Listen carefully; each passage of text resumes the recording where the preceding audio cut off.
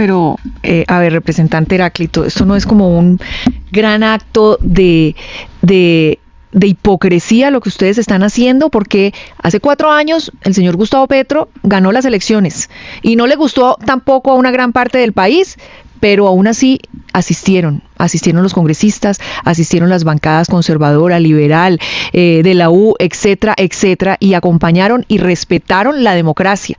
Lo que ustedes están haciendo es irrespetar la democracia, sabiendo además que el señor Gustavo Petro también tiene otra nacionalidad, que es la italiana. Y si el verdadero mensaje del 7 de agosto no fuera quién se posesiona, sino quién decidió no estar. Mientras millones de colombianos esperan el inicio de un nuevo gobierno, una decisión del pacto histórico ha desatado una tormenta política que ya divide opiniones en todo el país. Sus congresistas anunciaron que no asistirán a la posesión presidencial de Abelardo de la Espriella, argumentando razones relacionadas con la legitimidad política y su desacuerdo con algunas actuaciones y declaraciones del presidente electo. Pero esa decisión ha abierto un intenso debate. ¿Se trata de una forma legítima de ejercer la oposición o de un gesto que rompe con una tradición democrática en Colombia? Las críticas no se hicieron esperar. Durante la entrevista que analizaremos en este video, los periodistas cuestionan si ausentarse de un acto institucional envía un mensaje de desconocimiento hacia el resultado de las urnas, mientras que los voceros del pacto histórico insisten en que reconocen la legalidad de la elección, pero no comparten su legitimidad política. El choque de posturas es contundente y deja sobre la mesa preguntas que marcarán el comienzo de este nuevo capítulo para Colombia. Hoy revisaremos, punto por punto, las declaraciones, los argumentos de cada lado y las implicaciones que esta decisión podría tener para el futuro político del país, porque lo que está ocurriendo podría convertirse en uno de los primeros grandes pulsos entre el nuevo gobierno y la oposición. ¿No van a asistir a la posesión? Juan, hicimos una gran discusión ayer en la bancada y los directivos del pacto histórico y al final, por una decisión mayoritaria, se acordó no asistir a la posesión de Abelardo de la Espriella, y por varios argumentos, entre otras cosas, la legitimidad que representa una persona que obedece a los intereses de otro país, que lo ha jurado cuando adquirió la ciudadanía de los Estados Unidos, y para nosotros eso es muy importante, en tanto somos un país soberano, independiente, y un país que merece un reconocimiento en el mundo, no ser un país que dependa absolutamente su presidente de un juramento hacia otro estado. Representante, con los buenos días, ¿asistirán en cambio al acto que está convocando Iván Cepeda en la ciudad de Barranquilla? Sí, hay una parte de la bancada que irá a Barranquilla, otros estarán en Cali, otros estarán en sus regiones, conversando con la gente a la cual nosotros nos debemos, que aunque no asistiremos nosotros por legitimidad a la posición de Abelardo de la Espriella, lo dijo Iván Cepeda, reconocemos el resultado electoral que le otorgó el reconocimiento como presidente de este país en términos de legalidad.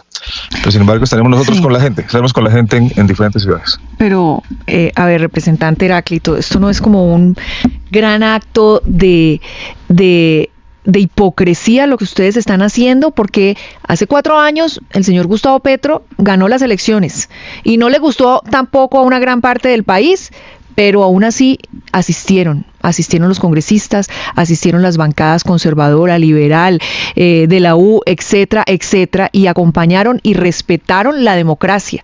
Lo que ustedes están haciendo es irrespetar la democracia, sabiendo además que el señor Gustavo Petro también tiene otra nacionalidad, que es la italiana. Sí, en este caso, el presidente Iván Duque recibió al presidente Gustavo Petro, lo condecoró como es tradición en el acto de protocolario de paso del mandato, de paso del gobierno, del tránsito de un gobierno hacia otro. En este caso, Abelardo de la Espriella ya es conocido el presidente Gustavo Petro. La legitimidad del jefe del Estado de hoy, que es Gustavo Petro Urrego, no aceptó ir a la Casa de Nariño, no aceptó ir el 7 de agosto a la Casa de Nariño, recibir simbólicamente en la puerta de la Casa de Nariño llegar a la puerta de la Casa de Nariño porque el presidente Gustavo Petro saliera y él ingresara. Creo que ese es un acto de desconocer a sí mismo lo que significa una transición democrática. A ustedes lo que no les gusta, ustedes el gobierno del cambio, lo que no les gustan son los cambios. Este es un cambio que está planteando un nuevo gobierno de irse a las regiones y todo eso, pero entonces como no va a la Plaza de Nariño y hace como los actos que siempre se han hecho tradicionales, entonces no. Esa no es la discusión. Cuando un presidente gana, es elegido, va y visita al presidente que está en ejercicio de la Casa de Nariño. eso hace parte de la transición democrática. Y la transición democrática, incluso, que son los símbolos que tienen que ver con este país y los símbolos de la democracia, la semiótica de la discusión política, significa hacer la transición democrática. La continuidad de la democracia sigue, el Estado sigue, pero el gobierno cambia. Y cuando Abelardo de la Espriella decide hacer eso, desconocer al presidente en ejercicio, que es Gustavo Petro. Y eso hace parte, asimismo, de la discusión política de este país, y a nosotros, como congresistas, pues obviamente en la discusión democrática que hicimos, la mayoría dijo, no asistamos como un símbolo de que falta legitimidad del presidente electo Abelardo de la Espriella. Señor Landines, hasta ahora ninguna autoridad ha dicho que el gobierno electo sea ilegítimo, ninguna autoridad. Por tanto, le pregunto, ¿esta es una forma legítima de oposición la que ustedes están planteando, o es un desconocimiento abierto de las instituciones democráticas en Colombia? Son discusiones. El presidente tiene la legalidad, porque fue reconocido por la autoridad electoral de ese país. La legalidad. Otra cosa es el concepto de legitimidad, que significa la aprobación de las mayorías, la aceptación de las mayorías, sobre todo cuando está cuestionado por pertenecer. Pero es que las mayorías excluyeron a de la Espriella. Sí, señor, y reconocemos que legalmente es el presidente electo de este país y se posesionará. Otra cosa es la legitimidad en lo que tiene que ver con el desconocimiento mismo de la oposición, cuando nos dice que nos va a aniquilar, que nos va a destripar, y que a nosotros digamos, nos desconoce. Cuando desconoce el presidente Gustavo Petro, está desconociendo la legitimidad que tiene un presidente en ejercicio, y asimismo cuando dice que va a destripar la izquierda, cuando nos dice que somos sus enemigos y uno de los enemigos los elimina. Una sola palabra bastó para desatar una de las mayores tormentas políticas de la campaña presidencial. Cuando Abelardo de la Espriella afirmó que iba a destripar a la izquierda radical, la frase se viralizó en cuestión de horas. Para unos fue una amenaza, para otros una metáfora política. Lo cierto es que esa expresión marcó el debate nacional y se convirtió en uno de los principales argumentos de sus críticos. Durante varios días, dirigentes de izquierda aseguraron que ese lenguaje representaba un riesgo para la democracia y lo utilizaron para cuestionar el carácter del entonces candidato. La polémica creció en medios de comunicación, redes sociales y escenarios políticos, donde se discutía si un aspirante a la presidencia debía utilizar expresiones de ese calibre. Pero la historia no terminó allí. Ante la magnitud de la controversia, Abelardo decidió explicar públicamente qué había querido decir. Señaló que su expresión jamás tuvo un sentido literal y que siempre habló de enfrentar políticamente a la izquierda en el marco de la Constitución y la ley, dejando claro que su propósito era derrotar un proyecto ideológico mediante las instituciones democráticas y no atacar a las personas. Además, hizo algo que pocos esperaban. Reconoció que la expresión había generado molestia y afirmó: si eso ofendió a alguien, pido excusas, no lo vuelvo a decir. Con esas palabras retiró el término que había provocado la controversia y reafirmó que su gobierno actuaría respetando la Constitución. Es desconocer a la otra parte de este país y al partido más grande en el Congreso de la República que representamos a la oposición, como es el Pacto Histórico. Entonces es la discusión de la legitimidad. El presidente electo ha dicho en público y en privado que va a destripar la izquierda, y eso en ese país es muy grave. Eso en ese país significa eliminar, al contrario, a los adversarios. Incluso el Centro Democrático nos dice: ustedes son los adversarios políticos, no los enemigos, porque en este país no caben más enemigos, ni cabe más violencia, mucho menos desde la jefatura del Estado, como es Abelardo de la Espriella. Un dato entonces para que a la audiencia le quede absolutamente claro el asunto. Ese día, ese 7 de agosto, mientras ustedes van a Barranquilla a acompañar a Iván Cepeda, desde el Pacto Histórico están convocando marchas, manifestaciones, protestas, para saber a qué atenernos en las calles del país. El Pacto Histórico es un partido democrático, y nosotros no estamos ni convocando protestas ni manifestaciones, estamos convocando un encuentro con organizaciones sociales, con jóvenes, con mujeres, con indígenas, pero es un encuentro en algún lugar de la ciudad de Barranquilla, o en Cali, o en Cúcuta, o en Bogotá, pero no vamos a hacer ni protestas, ni mucho menos, como algunos dicen, vamos a incendiar el país. Nosotros no promovemos eso, porque nosotros jugamos en el campo de la Constitución y de la ley, en el marco de la Constitución y de la ley, y por lo tanto, en términos legales, William, en términos legales, Abelardo de la Espriella es el presidente, pero el partido de oposición ha tomado una decisión política, como actor político de este país, que es no asistir a la posesión. Bueno, pues ahí le respetamos la decisión, pues por supuesto, como bancada pueden tomar, pero lo que sí no pueden decir es que son un partido demócrata, porque lo que están haciendo ahora es no respetar y desconocer claramente las reglas de la democracia. Entonces, decir, somos un partido demócrata y no respetar que ganó un señor que se llama Abelardo de la Espriella, que se va a posesionar bajo sus términos el próximo 7 de agosto, pues no es respetar ni reconocer las reglas de la democracia. Cuando discutimos al interior del pacto histórico, lo hacemos con argumentos y con posiciones políticas. Que haya al interior del pacto, en esa discusión, posturas que decían, bueno, vamos a acompañarlo, otros no, y se impuso no acompañarlo. Pero es una decisión política, que como actores políticos de este país la tomamos. En el ejercicio político, cuando Abelardo de la Espriella hable de adversarios políticos, reconozca al presidente Gustavo Petro, porque lo que ha hecho es desconocerlo, en el trámite de la transición de un gobierno a otro, pues hablaremos de iguales a iguales, porque nosotros no aceptamos que nos tilden enemigos, y mucho menos que diga que nos va a destripar. Jamás lo vamos a aceptar. Doctor Landines, le quiero preguntar por la ley quinta. Parece un tema menor.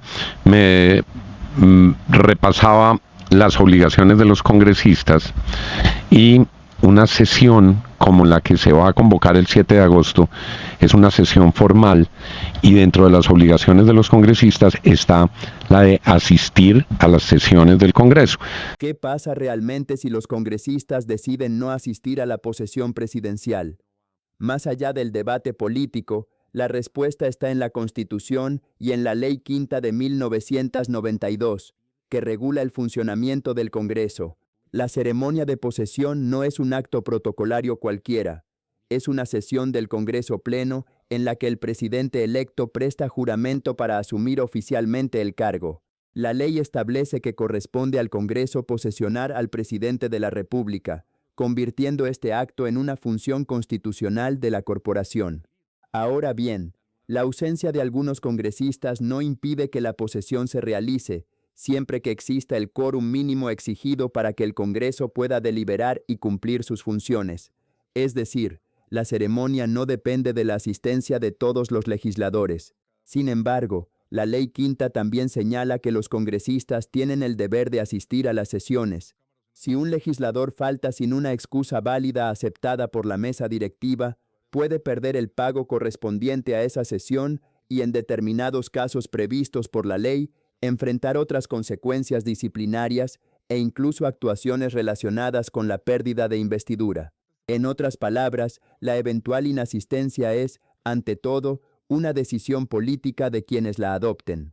Pero desde el punto de vista constitucional, no detiene la posesión presidencial ni invalida el inicio del nuevo gobierno, siempre que se cumplan los requisitos legales para la sesión del Congreso. Sabemos que uno de los vicios de vieja data del Congreso es el ausentismo y que mucha gente no va a las sesiones, pero ¿no están ustedes obligados por la ley a asistir a una sesión del Congreso de la República? Dentro de la sesión pueden expresar su inconformidad, ni más faltaría, es un partido que se ha declarado de oposición, tienen todo el derecho de presentar sus ideas, sus reparos, lo que usted aquí nos está explicando, pero la obligación de los congresistas es ir a las sesiones, incluso si después se quieren salir, eso pasa en algunas veces, pero la obligación es ir a la sesión, ¿o no?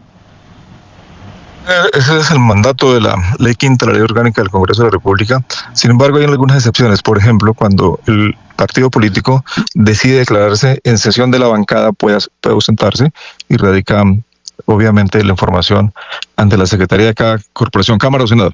Pero en este caso, Juan, es una decisión política que estamos tomando y lo haremos y lo estamos haciendo de acuerdo con nuestros derechos políticos que nos asiste como partido de la oposición. Y así vamos a actuar. Obviamente nosotros seguiremos actuando como actores políticos importantes de este país, Juan. Es que es una discusión política de gran nivel reconocer al otro 50% de los electores. Y ese otro 50% de los electores colombianos somos nosotros. La gente creyó en nuestro proyecto político. Y este trato debe ser con respeto, este trato tiene que ser reconociendo al otro, viendo al otro. Juan, es que yo no puedo asumir que el otro colombiano, como se hace en Bolívar, cada colombiano es un país enemigo. Nosotros no somos enemigos, somos el otro 50% de los colombianos que merecemos ese reconocimiento como actores políticos que tomamos decisiones políticas. Aquí en la FM se escuchan todas las voces, es nuestra promesa de valor. Aquí se escuchan todas las voces. Esta es la voz de Heráclito Landines, uno de los más caracterizados voceros del pacto histórico en el Congreso de la República. La historia de las democracias no se mide únicamente por quién gana una elección. También se mide por la forma en que quienes pierden deciden actuar al día siguiente. Ese es el verdadero examen de las instituciones. La Constitución Política de Colombia no fue escrita para favorecer a un gobierno o a un partido. Fue creada para garantizar que el poder nunca dependa de la voluntad de una sola persona, sino del respeto a las reglas que todos aceptaron.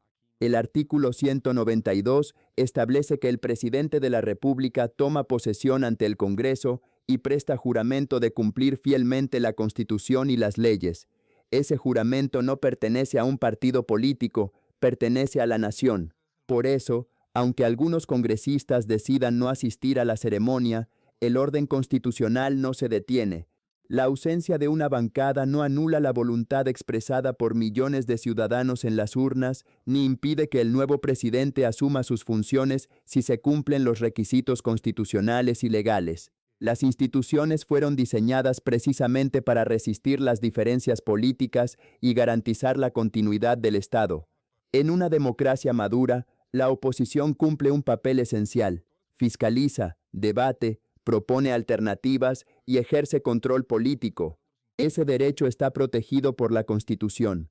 Pero también existe un deber compartido: reconocer que las reglas democráticas son superiores a las diferencias ideológicas. La soberanía reside exclusivamente en el pueblo, y es el pueblo quien, mediante el voto, decide quién gobierna. Hoy Colombia enfrenta uno de esos momentos que pasarán a los libros de historia. Más allá de los discursos, de las consignas y de las redes sociales, lo que realmente está en juego es la fortaleza de nuestras instituciones. Porque los gobiernos cambian, los partidos cambian y los líderes pasan. Pero la República permanece. Dentro de algunos años, probablemente muchos no recordarán cada declaración, cada polémica o cada enfrentamiento político. Lo que sí recordarán será si Colombia fue capaz de demostrar que su democracia era más fuerte que la polarización. Ese es el verdadero desafío: que el respeto por la Constitución prevalezca sobre la pasión política, que el debate sustituya a la descalificación, que las diferencias se resuelvan con argumentos y no con la ruptura de las instituciones.